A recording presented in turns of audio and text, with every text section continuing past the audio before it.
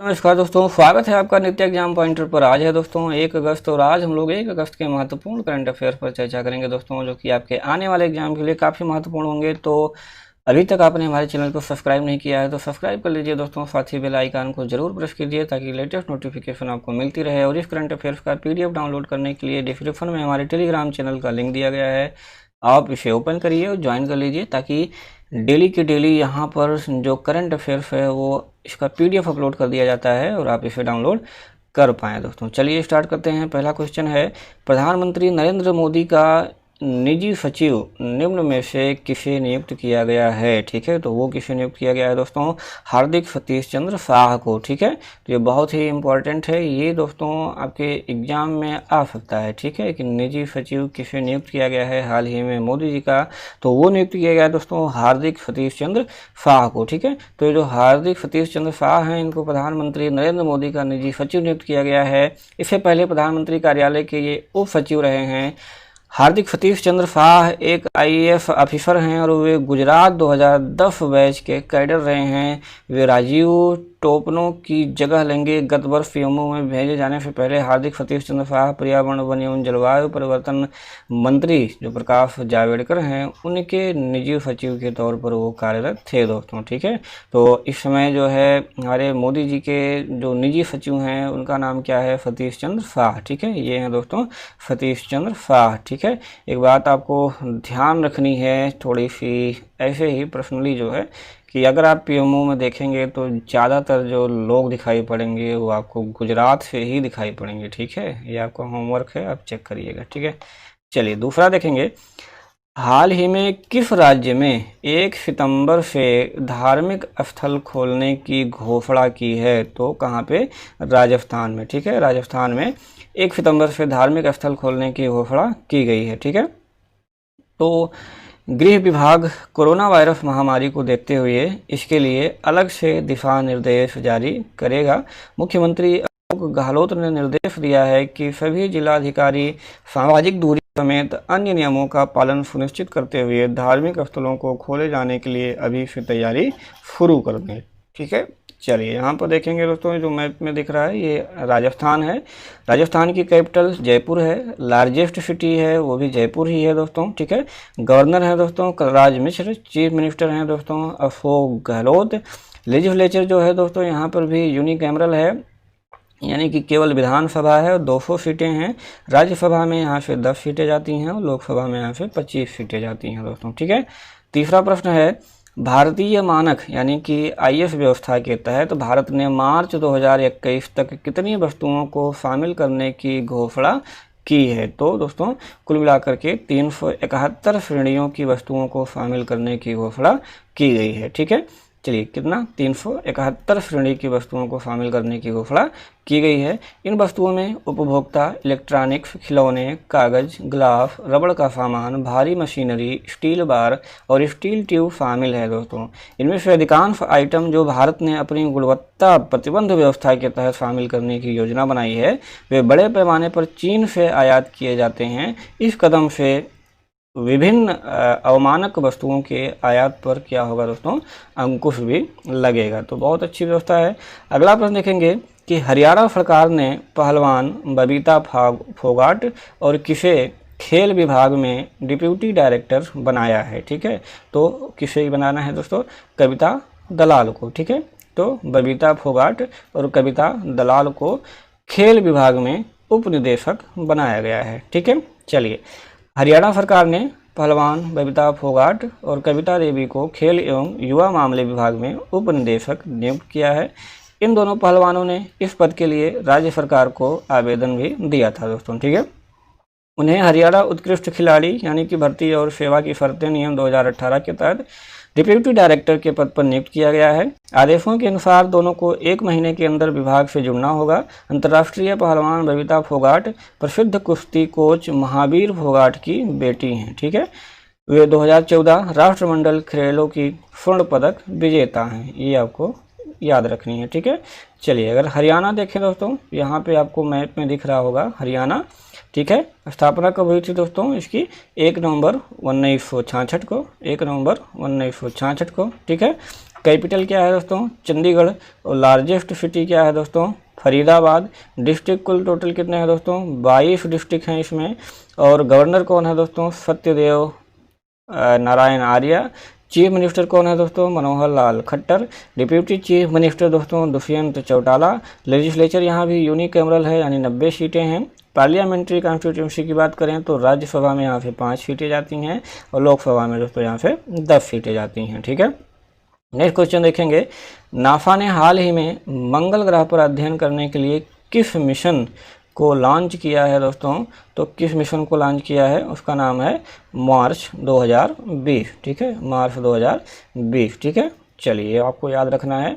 तो मंगल ग्रह की चट्टान को पहली बार धरती पर लाकर किसी प्राचीन जीवन के प्रमाण की जांच के लिए उसका विश्लेषण करने के वास्ते नासा ने अब तक का सबसे बड़ा और जटिल रोवर प्रक्षेपित किया है दोस्तों। ठीक है, अभी हाल ही में चीन का एक मंगल मिशन है तियानवेन फर्स्ट, उसको भी आपको याद रखना है। ठीक है, और भारत का मंगल मिशन जानते ही हैं। ठीक है, तो जितने भी मंगल मिशन हैं उन सबको एक आपको अलग लिस्ट बना लेनी चाहिए, किसका किसका मंगल मिशन अभी ने लॉन्च किया। ठीक है, किन किन देशों ने।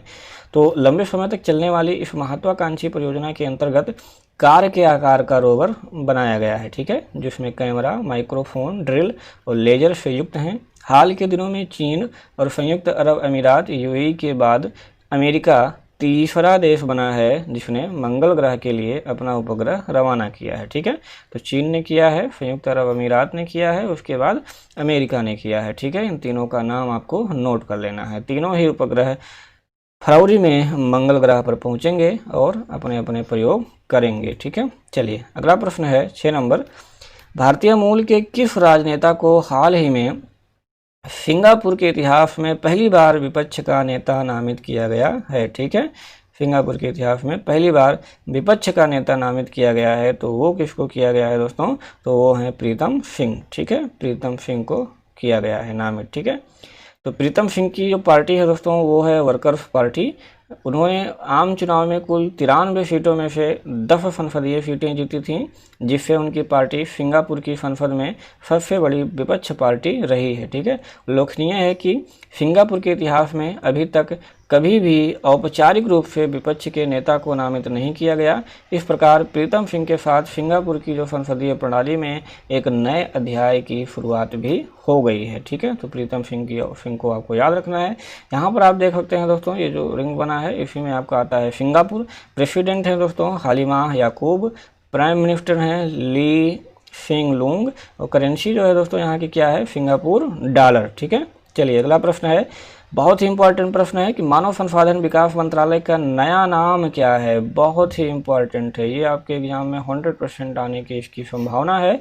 तो दोस्तों हाल ही में भी मानव संसाधन विकास मंत्रालय का नाम बदल दिया गया है। अब इसका नाम क्या कर दिया गया है दोस्तों, शिक्षा मंत्रालय कर दिया गया है। ठीक है, चलिए तो केंद्र सरकार की एक नई शिक्षा नीति तैयार की गई है, जिसके आधार पर प्रधानमंत्री नरेंद्र मोदी की अध्यक्षता में केंद्रीय मंत्रिमंडल ने अपनी मंजूरी भी दे दी है। ठीक है, तो इस नीति के तहत क्या होगा कि अब मानव संसाधन विकास मंत्रालय का नाम बदल करके क्या कर दिया गया है, शिक्षा मंत्रालय कर दिया गया है।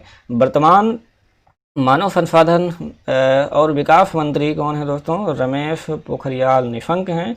केंद्रीय मंत्रिमंडल ने नई राष्ट्रीय शिक्षा नीति यानी NEP 2020 को भी मंजूरी दी है, जो 1968 में और 1986 में पहली बार अपनाने के बाद 3 दशकों में पहली बार है। ठीक है, तो दूसरी NEP कब आई थी, 1992 में अपनाया गया था। नई NEP का मसौदा 2019 में इसरो के पूर्व प्रमुख कस्तूरी रंगन द्वारा प्रस्तुत किया गया था। तो ये आपके एग्जाम के लिए ये भी काफ़ी महत्वपूर्ण है। ठीक है, कस्तूरी रंगन जी। ठीक, चलिए 8वां प्रश्न है हमारा कि पेटीएम मनी के मुख्य कार्यकारी अधिकारी यानी कि CEO के रूप में किसे नियुक्त किया गया है, तो वो नियुक्त किया गया है दोस्तों वरुण श्रीधर को। ठीक है, पेटीएम का CEO। ठीक है, किसे नियुक्त किया गया है, वरुण श्रीधर को। ठीक है, तो वरुण श्रीधर को पेटीएम मनी के नए मुख्य कार्यकारी अधिकारी CEO के रूप में नियुक्त किया गया है। वरुण श्रीधर इक्विटी ब्रोकरेज के लॉन्च और विकास का नेतृत्व करेंगे एवं NPF, गोल्ड सेवाओं, म्यूचुअल फंड जैसी सेवाओं के विस्तार में भी मदद करेंगे। इससे पहले वह फिनशल इंडिया में सीईओ के पद पर कार्यरत थे, जहां उन्होंने रियलमी पेशा यानी स्मार्टफोन मंच को लॉन्च किया था।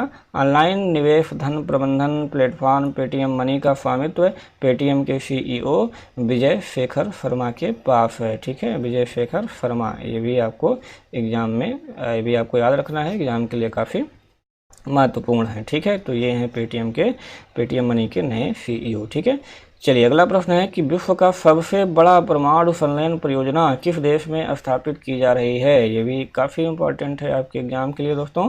ठीक है, तो वो कहाँ किया जा रहा है दोस्तों? फ्रांस में किया जा रहा है। कहाँ पे? फ्रांस में। विश्व का सबसे बड़ा परमाणु संलयन परियोजना फ्रांस में किया जा रहा है। ठीक है, दक्षिणी फ्रांस में स्थापित किया जा रहा है। फ्रांस में कहाँ? तो दक्षिणी फ्रांस में स्थापित किया जा रहा है। यह परियोजना का 5 वर्षीय जनसमूह चरण जो है शुरू हुआ और 2025 के अंत तक जो है उत्पन्न होने की उम्मीद है। अंतर्राष्ट्रीय थर्मो न्यूक्लियर प्रायोगिक रिएक्टर यानी कि ITER परियोजना की कीमत कितनी है? 20 बिलियन यूरो है। ठीक है, और उन प्रतिक्रियाओं को दोहराएगा जो सूर्य के लिए शक्ति का स्रोत है। ठीक है, जो सूर्य के लिए शक्ति का स्रोत है, सेम वही काम यहाँ भी जो है प्रक्रिया अपनाई जाएगी। तो ITER का अर्थ लैटिन में क्या होता है? The way. परियोजना यह प्रदर्शित करने के लिए की गई है कि जो संलयन शक्ति है वो वाणिज्यिक स्तर पर उत्पन्न की जा सकती है और यह स्वच्छ और असीमित शक्ति भी प्रदान करेगी। ठीक है, चलिए तो फ्रांस देखें दोस्तों, फ्रांस कहाँ है? जो आपको दिख रहा है गोले में, ये है फ्रांस। आप यहाँ भी देख सकते हैं, ये फ्रांस है। तो राष्ट्रपति कौन है दोस्तों? Emmanuel Macron. प्रधानमंत्री एडवर्ड फिलिप हैं, काफ़ी इंपॉर्टेंट है, ये भी एग्जाम में आ चुके हैं। राजधानी और जो सबसे बड़ा नगर है दोस्तों वो पेरिस ही है। मुद्रा क्या है दोस्तों? यहाँ की यूरो है। ठीक है, चलिए यहाँ पर विश्व में फ्रांसीसी गणराज्य के क्षेत्र आप देख सकते हैं। तो ये मेन आपका फ्रांस है। ठीक है, जो फ्रांसीसी गणराज्य हैं यहाँ हैं। ठीक है, ये क्या है दोस्तों? सेंट पेरे। बहुत सारे हैं दोस्तों, कितने नाम लेंगे आप? यहाँ पर आप लोग नाम इसको देख सकते हैं। ठीक है, कहाँ कहाँ फ्रांसीसी गणराज्य है? यहाँ पर है, यहाँ पर है, जितने दिख रहे हैं दोस्तों यहाँ पे सब फ्रांसीसी गणराज्य हैं। ठीक है, अंटार्कटिका को छोड़कर जहाँ संप्रभुता स्थगित है। ठीक है, बाकी आपको पॉइंट वाइज दिखाए गए हैं। ठीक है, आइए पिछला प्रश्न जो पूछा गया था दोस्तों कि किस संगठन ने आश्रय नामक मेडिकल बेड आइसोलेशन सिस्टम की शुरुआत की है?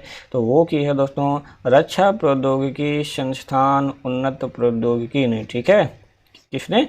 रक्षा प्रौद्योगिकी संस्थान उन्नत प्रौद्योगिकी ने, यानी इसका नाम क्या है? DIAT पुणे ने। ठीक है, तो कोविड-19 पॉजिटिव रोगियों की निरंतर वृद्धि के कारण कोविड-19 संक्रमण से निपटने के लिए मेडिकल बेड आइसोलेशन सिस्टम आश्रय, आपका एग्जाम में आ जाता है कि आश्रय क्या है, तो आपको बताना है कि मेडिकल बेड आइसोलेशन सिस्टम है। ठीक है, आश्रय किसके द्वारा विकसित किया गया?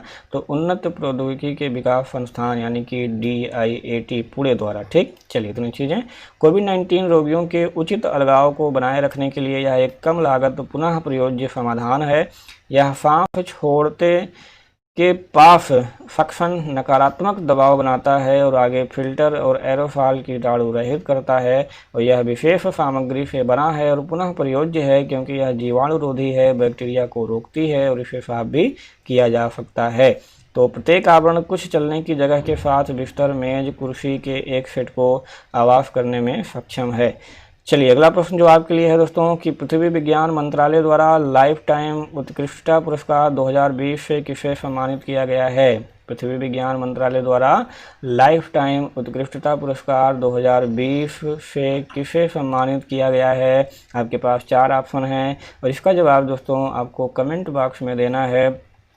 कुछ जो हमारे दोस्त हैं वो काफ़ी एक्टिव हैं और डेली जो है अच्छे से, बहुत अच्छे से जो है कमेंट बॉक्स में आंसर देते हैं दोस्तों, और एक चीज़ हम उनका रिप्लाई भी ज़रूर करते हैं। ठीक है, तो ऐसे ही दोस्तों आप लोग करंट अफेयर्स में पार्टिसिपेट कीजिए, लगातार पार्टिसिपेशन बनाए रहिए। पार्टिसिपेट करने से क्या होगा कि आपकी जो कॉन्फिडेंस है वो हाई होगी दोस्तों और बनी रहेगी। ठीक है, और करंट अफेयर से आपका जुड़ाव भी लगातार बना रहेगा। लोग करते क्या हैं कि लास्ट में जब एग्ज़ाम आ जाता है तो 6 मंथ का करंट अफेयर मार्केट से लाते हैं, रटना जो है स्टार्ट कर देते हैं। ठीक है, होता क्या है कि इतने कम समय में जब आप 6 मंथ का करंट अफेयर्स ले आते हैं और रटना स्टार्ट कर देते हैं तो चीज़ें क्या होती हैं, जम्बल्ड हो जाती हैं। ठीक है, तो चीज़ें सारी जान तो जाते हैं आप, लेकिन उसमें क्लेरिफिकेशन नहीं हो पाता है। तो किसी प्रश्न का आंसर किसी में, किसी प्रश्न का आंसर किसी में चला जाता है। ठीक है, तो इसलिए ज़रूरी है कि आप डेली की डेली जो है करंट अफेयर थोड़ा बहुत जानते रहें, ताकि लास्ट समय में आपको इतनी सारी चीज़ें एक साथ ना करनी पड़ जाएं। तो दोस्तों चलिए ख़त्म करते हैं आज का session. Thanks for watching, have a good day. Daily current affairs देखने के लिए आपका बहुत बहुत धन्यवाद and thanks to our technical team, ये सारी चीज़ें जो है बनाने के लिए। दोस्तों तो पीडीएफ डाउनलोड करना चाहते हैं तो डिस्क्रिप्शन में दिए गए लिंक को आप फॉलो कीजिए। जय हिंद, जय भारत।